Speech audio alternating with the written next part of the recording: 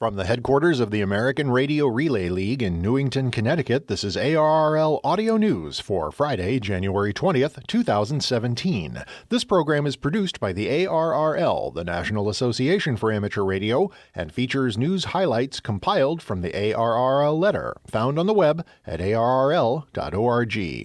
I'm Sean Kutzko, KX9X. Carla Pereira is on assignment this week. In this week's report, a new Amateur Radio Parity Act bill is introduced in the U.S. House of Representatives, the ARRL Board of Directors meets in Connecticut, and Hamvention says they are ready to deal with the anticipated traffic flow at the new venue. Those stories and others, plus Bruce Page, KK5DO with this week's satellite update, all coming up now.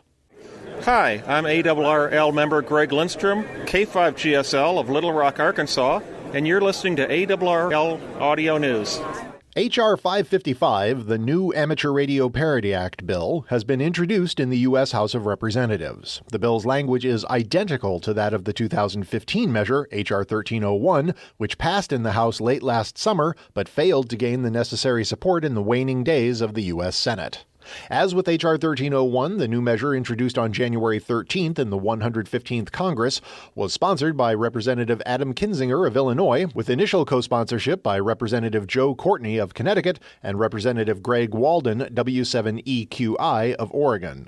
Walden now chairs the House Committee on Energy and Commerce, to which the new bill has been referred. H.R. 555 will get an initial airing in the Subcommittee on Communications and Technology. When H.R. 1301 came up in committee, Walden spoke forcefully in favor of the measure, which ultimately attracted 126 House co-sponsors.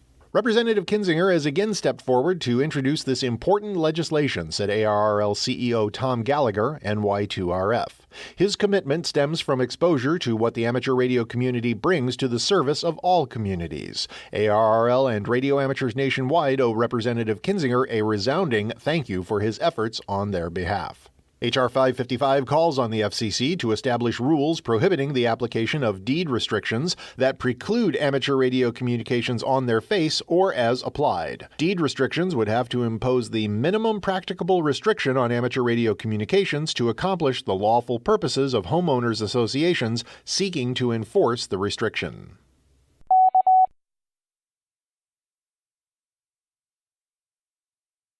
The ARRL Board of Directors will convene January 20th and 21st in Windsor, Connecticut. The full board gathering will be preceded by the new director and vice director orientation and the meetings of the Programs and Services and Administration and Finance committees. The prime topic on the agenda will be the new Amateur Radio Parity Act Bill, H.R. 555, just introduced in the U.S. House.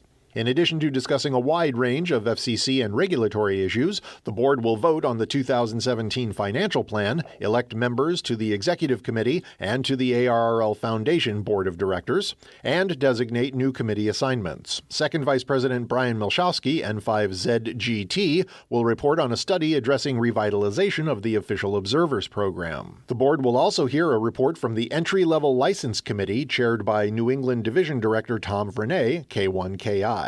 Radio Amateurs of Canada President Glenn McDonnell, VE3XRA, and International Amateur Radio Union President Tim Elam, VE6SH, will attend as guests of the board. ARRL has asked the FCC to allocate a new secondary contiguous band at 5 MHz to the amateur service, while also retaining 4 of the current 5 60-meter channels and current operating rules, including the 100-watt PEP effective radiated power limit. The federal government is the primary user of the 5 MHz spectrum.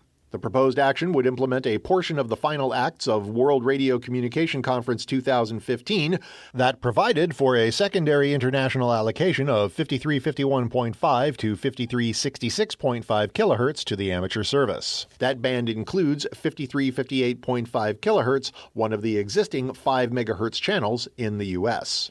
Such implementation will allow radio amateurs engaged in emergency and disaster relief communications, and especially those between the United States and the Caribbean Basin, to more reliably, more flexibly, and more capably conduct those communications before the next hurricane season in the summer of 2017, ARRL said in a January 12th petition for rulemaking. The FCC has not yet acted to implement other portions of the WRC 15 final acts.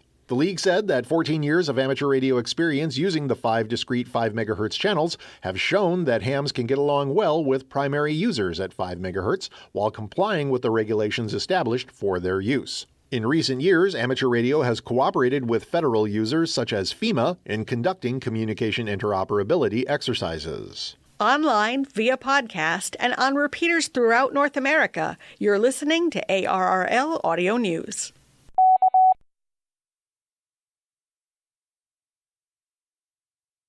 Now with this week's satellite update, here is Bruce Page, KK5DO.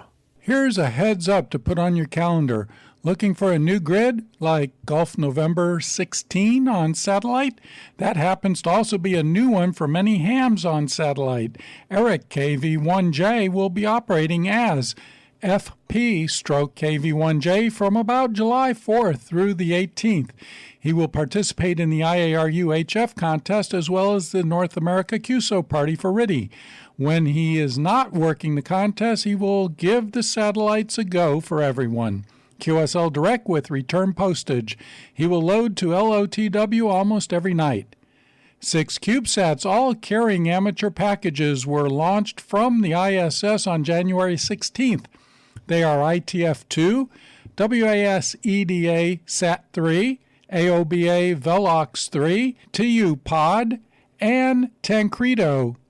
AOBA Velox-3 and ITF-2 were both heard shortly after deployment, thanks to Masahiro JN1GKZ for this story. This is Bruce Page, KK5DO, for the ARRL Audio News. Ulrich Rohde, N1UL of Synergy Microwave Corporation, was invited to deliver the 6th Sir J.C. Bose Memorial Lecture at the IEEE Hyderabad section on December 2nd in Hyderabad, India. Rohde's talk was Next Generation Networks, Software-Defined Radio, Emerging Trends. While working under a U.S. Department of Defense contract at RCA in 1982, Rohde's department developed the first software-defined radio.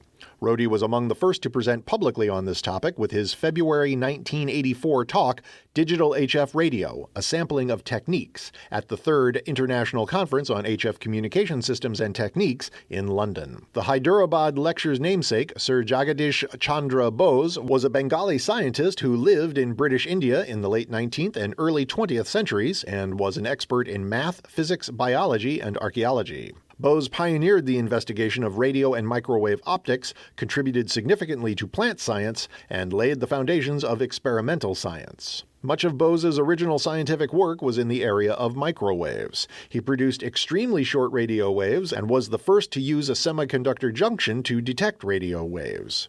Bose's research on the response of tissues to microwaves and other stimuli led to many scientific findings in that field, and the IEEE named him one of the fathers of radio science. A link to slides used in Rohde's presentation is available on the ARRL website.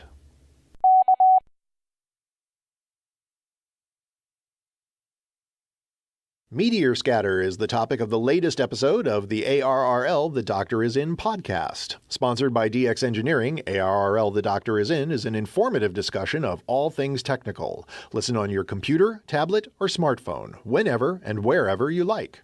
Every 2 weeks, your host, QST Editor-in-Chief Steve Ford, WB8IMY, and the doctor himself, Joel Hallis, W1ZR, will discuss a broad range of technical topics. You can also email your questions to doctor@arrl.org, and the doctor may answer them in a future podcast.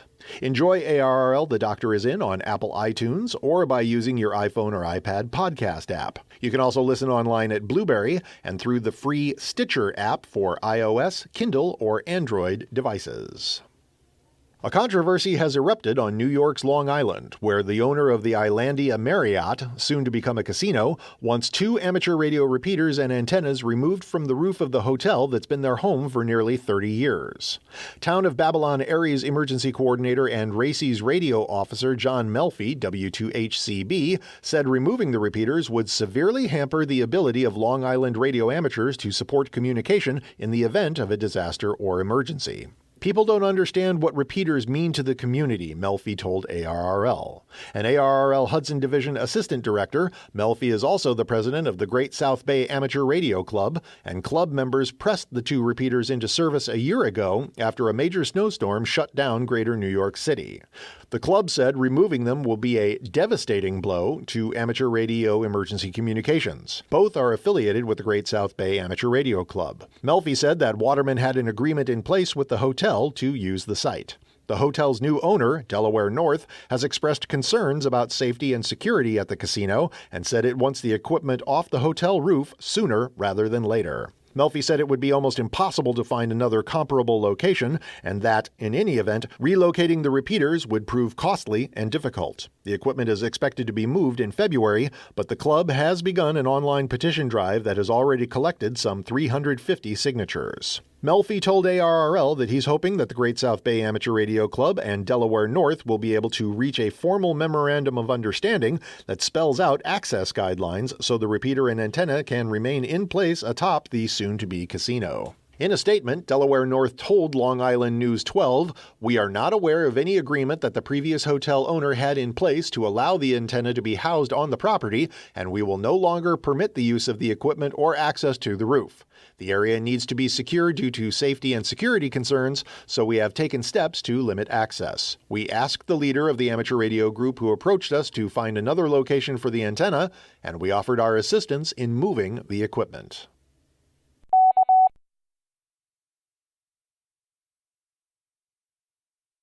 And finally, Hamvention is ready to deal with the anticipated heavy traffic flow when the event opens on May 19th at its new location, the Greene County Fairgrounds and Expo Center in Xenia, Ohio. Mike Coulter, W8CI, said the all-volunteer Hamvention organizers have turned to professionals to address this aspect of the event. Coulter, who is treasurer of the sponsoring Dayton Amateur Radio Association, was interviewed last week by DX Engineering's Tim Duffy, K3LR. "We recognized that we needed to reach out to a professional engineering firm that does this all over the country to help us work with the local government officials so that we can have a good, solid plan to keep people flowing in," Coulter told Duffy. Coulter said arrangements have been made to have staging areas for those needing to either offload or load equipment from the indoor exhibit areas or the flea market. He also pointed out that on-site parking would be free and that no one will have to park in the mud.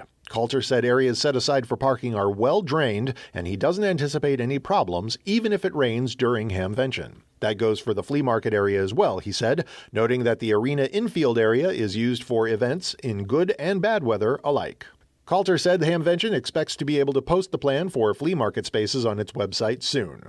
The layout for indoor vendor and exhibitor booths is already available on the Hamvention website. Coulter said that if everyone who attended Hamvention 2016 at Hara Arena shows up again this year, they will find plenty of room at the new venue. Maps are available on the website.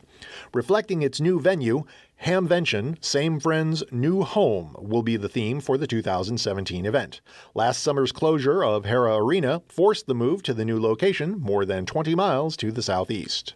Complete information is available at www.hamvention.org. That concludes ARRL Audio News for this week. Our thanks to all contributors to this week's report. ARRL Audio News is produced by the American Radio Relay League, the National Association for Amateur Radio. For more information on amateur radio or the ARRL, visit us on the web at arrl.org. You can also find us on Facebook, Twitter, and Instagram by searching for ARRL. If you have a question or comment about audio news, email us at audionews@arrl.org. This program is copyright 2017 ARRL. All rights reserved. Until next week, I'm Sean Kutzko, KX9X 73, and thanks for listening.